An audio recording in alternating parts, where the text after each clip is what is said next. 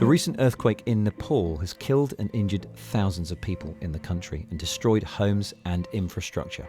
And for the government and NGOs working in the area, coordinating the recovery effort is made even harder because Nepal, like many developing countries, is missing something many of us take for granted: comprehensive, high-quality maps.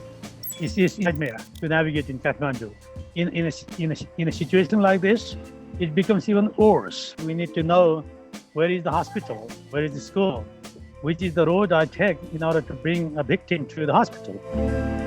Nepal's Living Labs is on the front line of efforts to create digital maps of the country. The team draws on volunteers here and across the world who take satellite images of key areas and painstakingly trace around them to produce digital maps.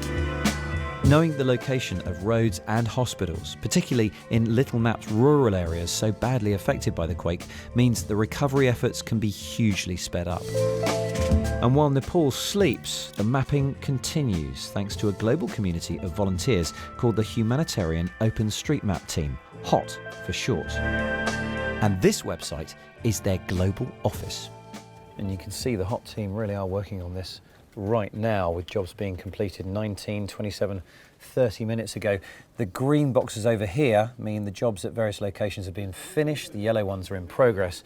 And you can see on this map, all the white squares mean there's plenty still to do.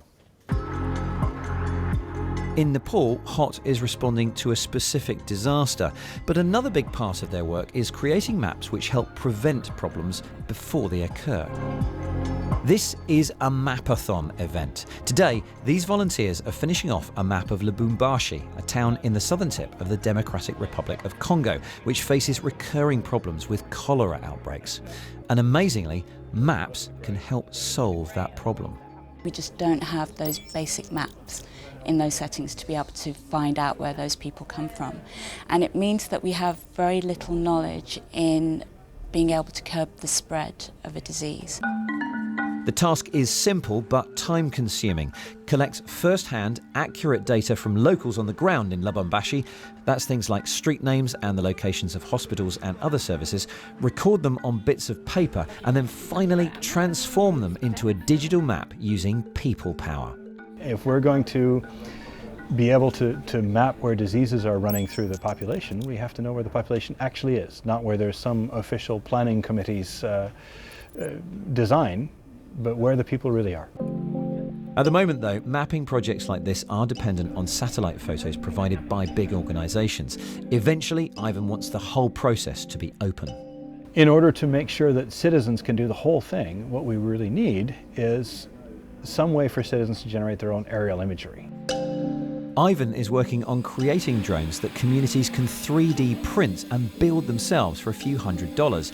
And some organisations back in Nepal are capturing fresh imagery using drones, something that in theory is much easier to do than scheduling a satellite flyby.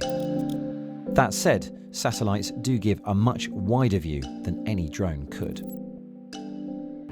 In fact, now scientists are using the same satellite imagery to assess earthquake damage. European satellite Sentinel-1A was launched in April last year. One of its missions is to survey geological changes on Earth, and this is what it's captured after the Nepal earthquake. See, although seismometers help pinpoint the epicenter and the magnitude of a quake, they can't tell where the actual damage is. These images, however, show how much land was displaced by the quake and therefore can identify where the most destruction is likely to have occurred. Scientists studying the images now think Mount Everest lost about 1 metre in height. The hope in the future is that this kind of data can be analysed rapidly so that search and rescue teams can be dispatched to the right places from the outset. And in a similar way to the Humanitarian OpenStreetMap project, anyone can now join in the effort by looking through the satellite images and tagging damaged houses and roads.